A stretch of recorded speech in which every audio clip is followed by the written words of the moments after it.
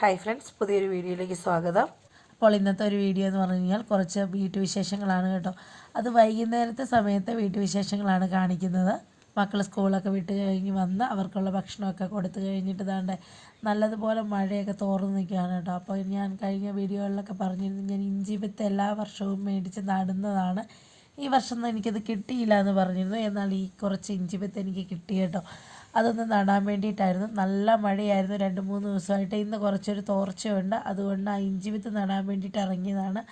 ആദ്യം കുറച്ച് കാടൊക്കെ പറിച്ചു കൊടുക്കുന്നുണ്ട് കേട്ടോ. കാടധികം കുറച്ച് നാൾ മുമ്പ് പറിച്ചിരുന്നതാണ്. പെട്ടെന്നാണ് കാടൊക്കെ ആയത്. അതുകൊണ്ട് തന്നെ കാടൊക്കെ ഒന്ന് പറിച്ച് ദാണ്ടെ അടുക്കള തോട്ടമാണ് പറയുവാണെങ്കിൽ. അടുക്കളയിൽ കഴിഞ്ഞ പ്രാവശ്യം തക്കാളിയൊക്കെ നിന്ന സ്ഥലമാണ്. നല്ല വൃത്തിയായിട്ടൊന്ന് വെട്ടി കിളച്ചെടുക്കുന്നുണ്ട്. ഇഞ്ചി വിത്ത് നടാനായിട്ട് സാധാരണ തടമൊക്കെ എടുത്താണ് കേട്ടോ ഇഞ്ചി വിത്ത് നടുന്നത്. ഇത് വീട്ടാവശ്യത്തിനായതുകൊണ്ട് ഞാൻ അങ്ങനെ തടമൊന്നും എടുക്കുന്നില്ല. നേരെ തന്നെ പച്ചക്കറി നിന്ന സ്ഥലത്തേക്ക് തന്നെ വളരെ വൃത്തിയാക്കി നട്ടു കൊടുക്കുകയാണ്. അതിൻ്റെ പയറൊക്കെ പിടിച്ച് വരുന്നുണ്ട്, ഒരു മത്ത കയറി വരുന്നുണ്ട്. ഇതൊക്കെ പോകാതെ തന്നെ വേണം ഈ ഇഞ്ചി വിത്ത് കൂടെ ഇവിടെ നട്ടു കൊടുക്കാനായിട്ട്. 1-2 പാവലിൻ്റെ ചുവട് കൂടെ പിടിച്ച് വരുന്നുണ്ട് കേട്ടോ. തന്നെ കിടന്ന് പിടിച്ചാണ്, ഞാൻ നട്ടു കൊടുത്തതൊന്നുമല്ല. പിന്നെ കുറച്ച് സഞ്ചിയിലൊക്കെ ഇരിക്കുന്ന പാഴ്മണ്ണുകളുണ്ട്. കഴിഞ്ഞ വർഷമൊക്കെ ഇത് ചെടിയും പച്ചക്കറിയൊക്കെ നട്ടു വെച്ചിരുന്നതാണ് കേട്ടോ. അങ്ങനെയാണ് ഈ സഞ്ചികളിലൊക്കെ മണ്ണിരിക്കുന്നത്. അതാണ്ട് ഇവിടെ നമുക്ക് അത്യാവശ്യം കുറച്ച് ഇഞ്ചി വിത്ത് കിട്ടിയിട്ടുണ്ട്. ഇത് മതിയാവും. ഇതൊന്ന് കുറേശ്ശെ ഒടിച്ചൊടിച്ച് നട്ടു കൊടുത്താൽ മതി കേട്ടോ. അതേപോലെ കൊണ്ട് നടുവൊന്നും വേണ്ട. നമുക്ക് കറിക്ക് ആവശ്യത്തിനായതുകൊണ്ട് തന്നെ കുറേശ്ശെ ഒന്ന് ഒടിച്ചൊടിച്ച് ഞാൻ നട്ടു കൊടുക്കുന്നുള്ളൂ. നമ്മൾ വിൽക്കാനൊന്നുമല്ല. ഈ ഇഞ്ചി വിത്ത് കഴിഞ്ഞ പ്രാവശ്യത്തെ ഇഞ്ചി കിളുത്ത് ഇതിപ്പോൾ ഞാൻ കാണിച്ചു തരാം. ഞാൻ എടുക്കാൻ പോയപ്പോൾ ഞാൻ എന്നാ പറയുന്നത് കാണത്തില്ലായിരുന്നു. വേനലൊക്കെ ആയതുകൊണ്ട് അതിൻ്റെ പൊടിപ്പൊന്നും ഇല്ല. 2-3 മഴയൊക്കെ കഴിഞ്ഞപ്പോഴത്തേന് ആ പഴയ ഇഞ്ചി വിത്തൊക്കെ കിളുത്ത് നിൽപ്പുണ്ട് കേട്ടോ. അതൊക്കെ കണ്ടപ്പോഴേ എനിക്ക് ഇഞ്ചി വിത്ത് കിട്ടിയപ്പോഴും ഒരു സന്തോഷം തോന്നി. കാരണം ഭയങ്കര എനിക്ക് സങ്കടമായിരുന്നു ഇഞ്ചി വിത്ത് കിട്ടിയില്ലല്ലോ എന്ന് ഓർത്തിട്ട്. എനിക്ക് അത്യാവശ്യം വേണ്ടുന്ന പച്ചക്കറിയൊക്കെ ഞാൻ നട്ടുപിടിപ്പിച്ചെടുക്കുന്നതാണെന്ന് നിങ്ങളെ കാണിച്ച് തന്നിട്ടുണ്ട്. നിങ്ങൾക്ക് അറിയുകയും ചെയ്യാമല്ലോ. അതുകൊണ്ട് ഇഞ്ചിയും കൂടെ ഞാൻ ഒപ്പിച്ചെടുത്ത് കേട്ടോ. സത്യം പറഞ്ഞാൽ ഇപ്പോഴാണ് സമാധാനമായത്. ഇഞ്ചി വിത്ത് കൂടെ കിട്ടിക്കഴിഞ്ഞപ്പോഴത്തേക്കും.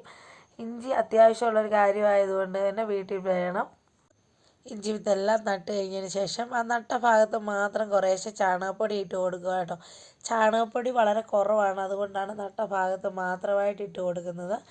നമ്മൾ ഈ വർഷം ഏലത്തിന് ചാണകപ്പൊടി ഇടാനായിട്ട് എടുത്തില്ല. അതുകൊണ്ട് തന്നെ ചാണകപ്പൊടി ഇരിപ്പില്ല. ഇരിക്കുന്നവർ കുറച്ച് ഉണ്ട്. അതാണിങ്ങനെ ആ നട്ട സ്ഥലത്ത് മാത്രമായിട്ട് ഇട്ട് കൊടുക്കുന്നത്. അല്ലെങ്കിൽ ഞാൻ മുഴുവനെ ഇട്ട് കൊടുക്കുന്നതാണ്. പെട്ടെന്ന് കാട് പിടിക്കും കേട്ടോ ഈ ചാണകപ്പൊടി ഇട്ട് കഴിഞ്ഞാൽ. അതുകൊണ്ടാണ് ഇങ്ങനെ ആ സ്ഥലത്ത് മാത്രം കൂടി ഇട്ട് കൊടുക്കുന്നത്. ഇഞ്ചി വിത്ത് നട്ട് കഴിഞ്ഞ് കഴിഞ്ഞാൽ കുറച്ച് കൊന്നയില മണ്ടയിൽ കൂടി ഇട്ട് കൊടുക്കും. ഒന്നാമത്തെ കാര്യം എന്ന് പറഞ്ഞാൽ കൊന്നയില വളമാണ്. പിന്നെ സാധാരണ ഇവിടെയൊക്കെ ഞാൻ കണ്ടിട്ടുണ്ട് ഇഞ്ചി വിത്ത് നട്ട ശേഷം ഇങ്ങനെ കൊന്നയില ഇട്ട് കൊടുക്കുന്നത്. അതുകൊണ്ട് തന്നെ ഞാൻ കൊന്നയില വെച്ച് ഒന്ന് മൂടി ഇട്ടിട്ടുണ്ട്. എന്താ കാരണമെന്ന് ചോദിച്ചു കഴിഞ്ഞാൽ കൊന്നയിലയുടെ ഇല അഴുകി വളമായിട്ട് ചെല്ലുമെന്നുള്ളതാണ് കാരണമായിട്ട് എനിക്കറിയാവുന്നത്. ഇനി എന്താണെന്ന് അറിയില്ല. അപ്പോൾ കൂട്ടുകാരെ, ആദ്യമായിട്ട് ചാനൽ കാണുന്ന കൂട്ടുകാരൊക്കെ ഉണ്ടെങ്കിൽ ഒന്ന് സബ്സ്ക്രൈബ് ചെയ്ത് സപ്പോർട്ട് ചെയ്യാൻ മറക്കരുത്.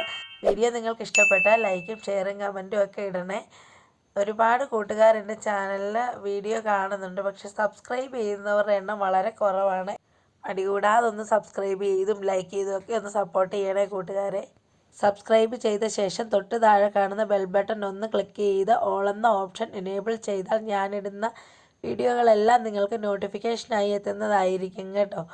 അപ്പം സബ്സ്ക്രൈബ് ചെയ്ത ശേഷം ബെൽ ബട്ടൺ അടിച്ച് പൊട്ടിക്കാൻ മറക്കരുതേ. ഇതാണ് ഞാൻ പറഞ്ഞ കഴിഞ്ഞതിൻ്റെ മുമ്പത്തെ വർഷമൊക്കെ ആയിട്ട് നട്ടുവെച്ച ഇഞ്ചിയാണ്. അപ്പോൾ വേനലൊക്കെ ആകുമ്പോൾ ഇത് കാണത്തില്ല കേട്ടോ. അങ്ങനെ കിടന്ന് മഴയൊക്കെ ആയപ്പോൾ പൊട്ടിക്കിളുത്ത് വന്നിട്ടുണ്ട്. അത് വളരെ ഉപകാരമായെന്ന് തന്നെ പറയാം. ഇനി കുറച്ച് മേൽഭാഗത്തായിട്ട് നട്ടിട്ടുണ്ട് കേട്ടോ. ഇപ്പം മഴയൊക്കെ ആകുമ്പോഴത്തേനും അത് പൊങ്ങി വരുന്നുണ്ട്. അതുകൊണ്ട് തന്നെ ഇനിയിപ്പോൾ ഇഞ്ചി ആവശ്യം വരുമ്പോഴത്തേനും ഇതിൽ നിന്ന് ഞാൻ വന്ന് കുത്തി അടത്തി എടുക്കും.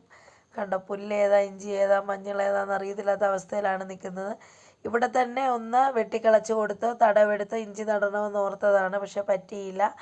അപ്പോഴാണ് അടുക്കളയുടെ ആ ഫ്രണ്ട് ഭാഗം ഫ്രീ ആയിട്ട് കിടന്നത്. അതുകൊണ്ട് മാത്രം അവിടെ വെച്ച് കൊടുത്തു.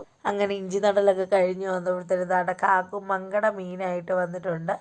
മങ്കട കഴിച്ചാൽ സങ്കടം മാറുമെന്നൊക്കെ ഞാൻ കേട്ടിട്ടുണ്ട് കേട്ടോ. എന്താണെങ്കിലും എന്നാൽ മീനും കൂടെ വെട്ടി വൃത്തിയാക്കി കറി വെച്ചിട്ട് വേണം അടുത്ത കാര്യങ്ങളിലേക്ക് പോകാൻ. കപ്പയും മീനും ഉണ്ട് കേട്ടോ. കപ്പ വേവിച്ച് മീനൊന്ന് കറി വെക്കാം. മീൻ നല്ല വിലയായതുകൊണ്ട് തന്നെ ഒരുപാട് ദിവസമായി മീൻ മേടിച്ചിട്ട്. എന്നെ സംബന്ധിച്ചിടത്തോളം മീൻ രാത്രി കിട്ടിയാലും പകൽ കിട്ടിയാലും ഉച്ചയ്ക്ക് കിട്ടിയാലും രാവിലെ കിട്ടിയാലും എപ്പോൾ കിട്ടിയാലും ഞാൻ കറി വെക്കും കേട്ടോ. എനിക്ക് കറി വെക്കാനായിട്ട് സാധനം കിട്ടിയാൽ മതി. ചിലരൊക്കെ രാവിലെ ക മീൻ വെട്ടി കറി വെക്കുകയുള്ളൂ, കുളിച്ച് കഴിഞ്ഞാൽ പിന്നെ കറി വെക്കുകയെന്നൊക്കെ പറയും. ഞാൻ മീനൊക്കെ വെട്ടി ഒന്നുകൂടെ കുളിച്ചിട്ട് വന്ന് നമസ്കരിക്കാൻ നോക്കും. എന്നാലും കറി വെക്കാൻ സാധനമാകുമല്ലോ. അതുകൊണ്ട് അങ്ങനെ മടിയൊന്നും എനിക്കില്ല കേട്ടോ. ഇത്രയും ഇങ്ങനെ വെട്ടി വൃത്തിയാക്കിയാണ് കേട്ടോ കൊണ്ടുവന്നത്. ഇനി ഒന്ന് തലയൊക്കെ ഒന്ന് വൃത്തിയാക്കിയെടുത്ത് കഴുകിയെടുത്താൽ മതി. പ്രത്യേകിച്ച് പണിയൊന്നുമില്ല. തല വേണം നിർബന്ധമാണ്. പ്രത്യേകിച്ച് മങ്കട മീൻ്റെയൊക്കെ തല, ഇത്രയും വലിയ മീൻ്റെയൊക്കെ തല ഇവിടെ കളയത്തില്ല. എനിക്കും കുക്കുവിനും ഭയങ്കര ഇഷ്ടമാണ് കേട്ടോ തല. അപ്പം എനിക്ക് മീൻ കഷ്ണം വേണമെന്നേ ഇല്ല തലയുണ്ടെങ്കിൽ. അങ്ങനെ ഞാനാണ് തലയുടെ ആൾ പറയുവാണെങ്കിൽ. അതുകൊണ്ട് തന്നെ ഞാൻ ദാണ്ടെ മീനൊക്കെ വെട്ടി തേച്ച് കഴുകി ഇതിനകത്തൊരഴുക്കുണ്ട് കേട്ടോ, ഒരു കറുത്ത ഒരഴുക്ക്. എനിക്കത് പോകണം, നല്ല വെളുക്കണം. അതുവരെ ഞാനിങ്ങനെ ചുരണ്ടി കഴുകും കേട്ടോ. കഴുകി വൃത്തിയാക്കി എടുക്കുന്നുണ്ട്. ഇനി ഒന്ന് കറി വെക്കാൻ പാകത്തിന് മുറിച്ച് കഷ്ണങ്ങളാക്കി എടുത്തിട്ടുണ്ട് കേട്ടോ. എന്നത്തെ പോലെയല്ല ഞാനിന്ന് കറി വെക്കുന്നത്. മുളക് കറി വെക്കാനായിട്ടാണ്. അതിന് വേണ്ടി ആദ്യം തന്നെ മുളക് പൊടിയും മല്ലിപ്പൊടിയും എല്ലാം ഒന്ന് വറുത്തെടുക്കുന്നുണ്ട്. അതാകുമ്പോൾ കറിക്കൊരു കളറൊക്കെ കിട്ടും. തക്കാളിക്കായില്ല, അതുകൊണ്ട് തന്നെ കൊഴുപ്പ് വളരെ കുറവായിരിക്കും. എങ്കിൽ ഇങ്ങനൊന്ന് ചെയ്ത് നല്ലപോലെ മൂപ്പിച്ചെടുത്തൊന്ന് മിക്സിയുടെ ജാറിലേക്കിട്ട് അരച്ചെടുക്കുമ്പോൾ ഇച്ചിരി കൂടെ കൊഴുപ്പ് കിട്ടുമെന്ന് പറയുന്നു.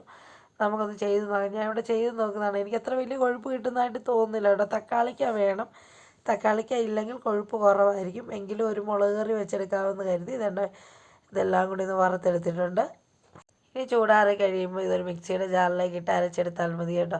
ഇവിടെ 2 ടേബിൾ സ്പൂൺ മുളക് പൊടിയും 1 ടേബിൾ സ്പൂൺ മല്ലിപ്പൊടിയും 1 ടീസ്പൂൺ മഞ്ഞൾപ്പൊടിയും കൂടിയാണ് ഇട്ട് മൂപ്പിച്ചെടുത്ത് അരച്ചെടുത്തിരിക്കുന്നത്. ഇനി ദാണ്ട് ഒരു ചട്ടി അടുപ്പിൽ വെച്ച് കൊടുത്ത് ചൂടായി വന്നപ്പോഴേക്കും വെളിച്ചെണ്ണ ഒഴിച്ച് കൊടുത്തിട്ടുണ്ട് കേട്ടോ.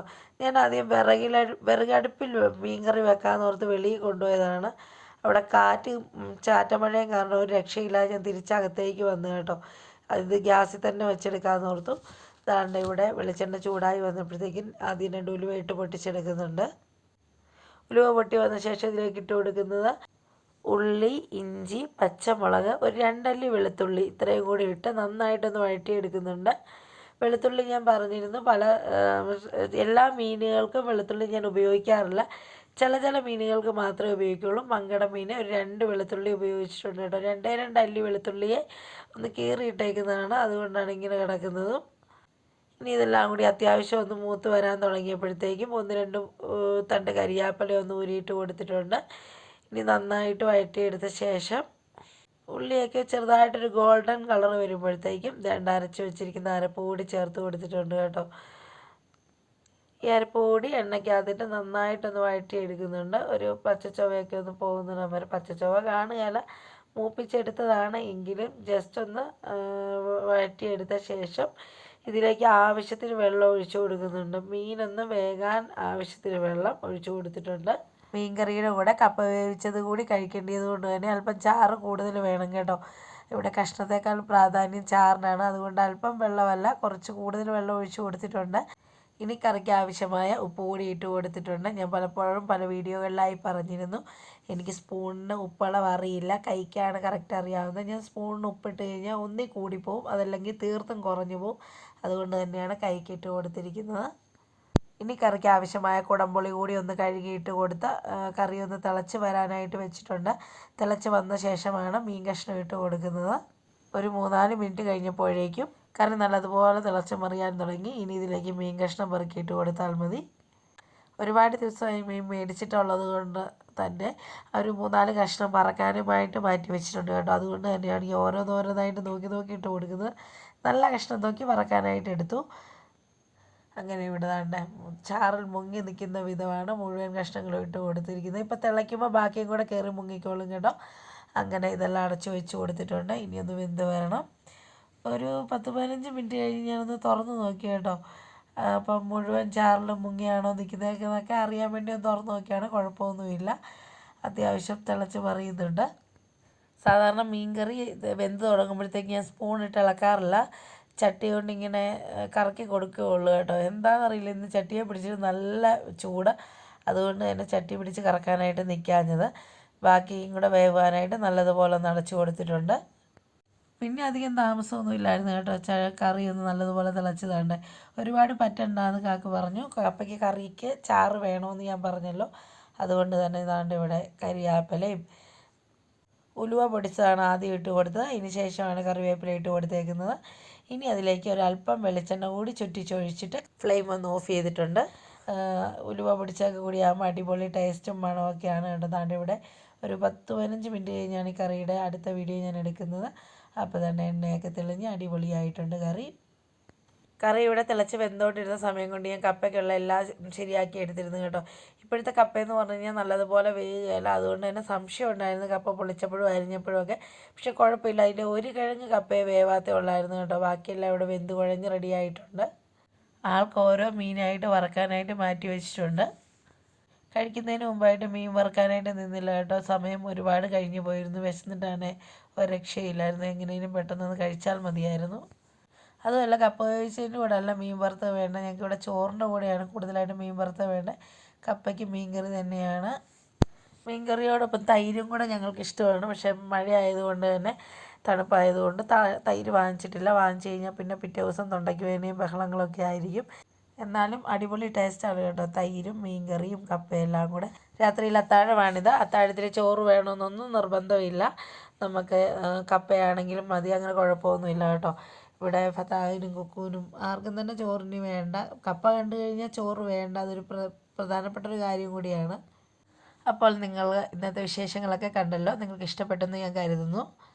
വീഡിയോ നിങ്ങൾക്ക് ഇഷ്ടപ്പെട്ടാൽ സപ്പോർട്ട് ചെയ്യാൻ മറക്കരുത്. കൂടുതൽ വിശേഷങ്ങളൊക്കെ ആയിട്ട് അടുത്തൊരു വീഡിയോയിൽ കാണും വരെ ബൈ ബൈ.